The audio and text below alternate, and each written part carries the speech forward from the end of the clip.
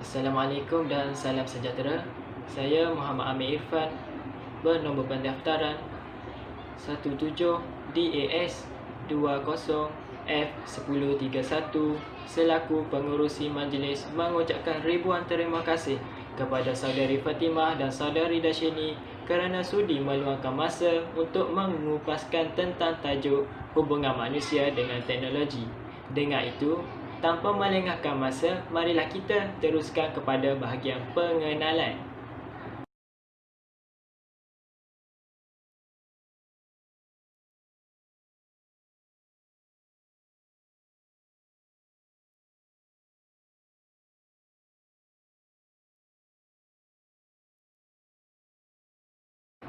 Definisi teknologi bermaksud pembangunan dan penggunaan alatan, mesin, bahan dan proses untuk menyelesaikan masalah manusia.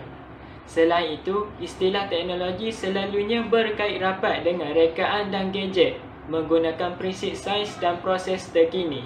Namun, rekaan lama seperti tayar masih menunjukkan teknologi. Hal ini kerana setiap perkara yang dapat memudahkan kerja manusia dianggap sebagai teknologi.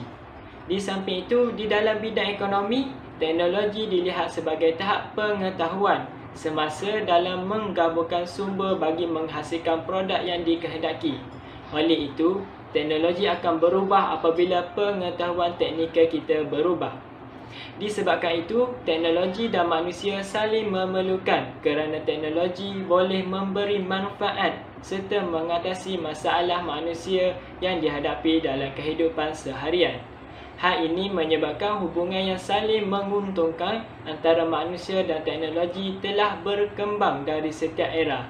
Dengan itu, manusia tidak akan pernah terpisah dari teknologi. Sehinggakan teknologi semasa telah menjadi sebahagian dari keperluan asas yang mesti diperlukan untuk menikmati faedahnya, selain keperluan asas manusia.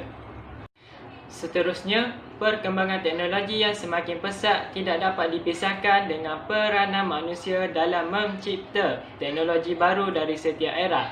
Perkembangan teknologi baru adalah titik kemajuan peradaban manusia. Teknologi pada asalnya adalah alat yang dicipta untuk menjadikan kerja manusia lebih mudah, cepat dan efisien, sehingga kehidupan menjadi lebih produktif. Dengan itu, teknologi masa kini mempunyai banyak fungsi untuk semua manusia. Teknologi telah mempengaruhi masyarakat dalam banyak cara. Teknologi telah membantu memperbaiki ekonomi termasuk ekonomi global masa kini. Penggunaan teknologi oleh manusia diawali dengan pengubahan sumber daya alam menjadi peralatan sederhana. Kesimpulannya, tidak semua teknologi digunakan dengan cara yang betul. Contohnya, perkembangan senjata penghancur semakin hebat telah terjadi sepanjang sejarah. Banyak proses teknologi menghasilkan produk sampingan yang tidak diperlukan, yang dikenali sebagai pencemar, merugikan dan merosakkan bumi. Itu sahaja dari saya. Dengan itu dijemput saudari Darshini untuk menerangkan sedikit sebanyak tentang kegunaan teknologi kepada manusia dan kesan positif negatif teknologi dalam setiap aspek. Terima kasih kepada saudara Amir Irfan. Salam sejahtera. Saya Darshini anak perempuan Chandran. Nombor kad matrik saya ialah 17-20F1019. Saya akan teruskan pembentangan dengan kegunaan teknologi kepada manusia.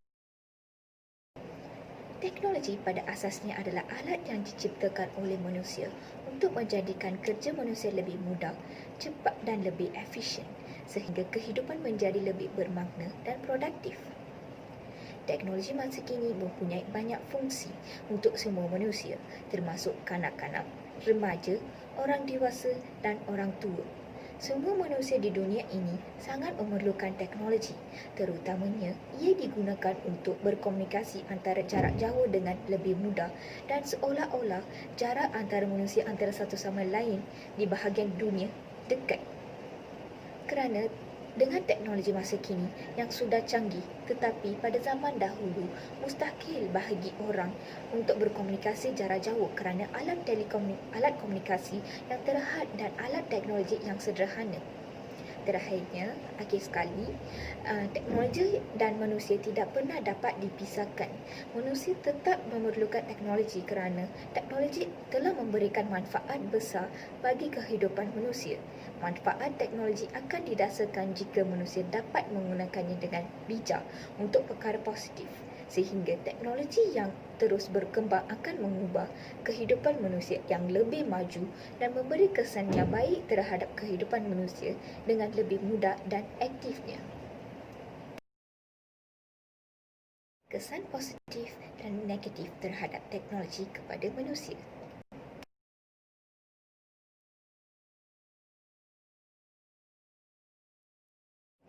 Kesan positif dalam bidang maklumat dan komunikasi kepada manusia. Pertama, kita lebih mudah memperoleh maklumat yang lebih tepat dan terkini dari seluruh dunia melalui internet. Yang kedua, kita dapat berkomunikasi dengan rakan dan keluarga dalam jarak jauh dengan menggunakan gadget seperti telefon pintar. Yang ketiga, kita mendapat perkhidmatan bank dengan sangat mudah. Kesan negatif dalam bidang maklumat dan komunikasi pada manusia. Pertama, penggunaan perkhidmatan komunikasi oleh rangkaian penganas. Yang kedua, penggunaan maklumat dan laman web tertentu boleh disalahgunakan oleh orang lain untuk perkara negatif. Yang ketiga, kritikan teknologi seperti kerosakan komputer akibat serangan virus telah kehilangan fail terpenting di komputer. Terima kasih diucapkan kepada saudari Dashini atas perkongsian tersebut. Seterusnya, dijemput dan dipersilakan saudari Fatimah untuk mengupaskan seberapa yang boleh tentang kesan positif, negatif teknologi kepada bidang pendidikan dan beberapa langkah mengatasi dalam pelbagai pihak. Assalamualaikum dan salam sejahtera. Nama saya Fatimah Zahrah binti Mahmud. Nombor kad matrik saya ialah 17-20F1027. Sekarang ini saya akan membentangkan kesan positif terhadap penggunaan teknologi dalam bidang pendidikan. Bila dalam bidang pendidikan ni, kita mesti nak kaitkan dengan pelajar. Okey. Kesan positif yang pertama ialah dengan wujudnya media massa seperti media elektronik, sebagai contoh, radio, televisyen dan sebagainya, maklumat, ilmu semua boleh disebarkan melalui media massa ni dengan sangat luas, dengan sangat cepat. Okey, pelajar ni mudah sangat sekarang ni nak dapat maklumat. Lagi-lagi sekarang ni musim pandemik. So, teknologi ni sangat berguna kepada pelajar untuk meraih ilmu, menimba ilmu semualah. Ianya menjadi sumber rujukan. Seterusnya, sistem pemprosesan data mudah diakses. Pelajar semestinya tak ada guna buku sangat kan. So, pelajar ni dia guna juga maklumat dari internet. So, mudahlah kita nak akses maklumat. Kita punya data semua dekat internet. Okey, seterusnya, apabila kita bercerita tentang kesan positif, mesti ada kesan negatif. Okey, sekarang saya akan kupaskan sedikit tentang kesan negatif terhadap penggunaan teknologi dalam bidang pendidikan. Yang pertama ialah penyalahgunaan pengetahuan atau maklumat untuk melakukan jenayah seperti scammer. Scammer ni bukan pelajar je boleh buat, semua orang boleh buat. Jadinya ianya salah.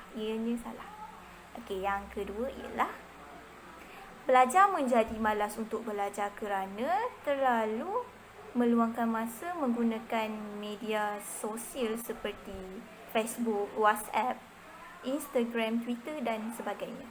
Yang ketiga ialah ianya memberi kesan kepada mata kerana terlalu lama melihat skrin.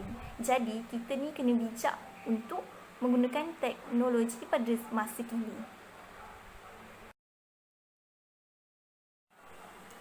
Seterusnya, saya akan membincangkan tentang langkah mengatasi kesan negatif terhadap penggunaan teknologi. Pertama ialah pihak kerajaan boleh mengadakan atau menjalankan kempen berkaitan dengan kesan penyalahgunaan teknologi seperti kempen penggunaan internet secara positif.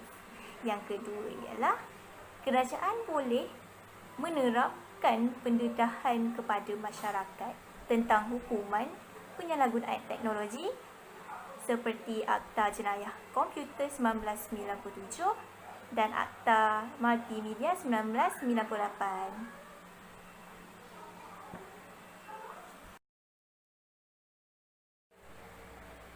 Selain itu, langkah yang boleh diambil oleh individu atau diri kita sendiri ialah dengan mendekatkan diri kita dengan ajaran agama. Apabila kita benar-benar menghayati ajaran agama, kita takkan mudah terleka dengan teknologi yang canggih sekarang ni. Yang kedua ialah menggunakan internet atau teknologi dengan rasional.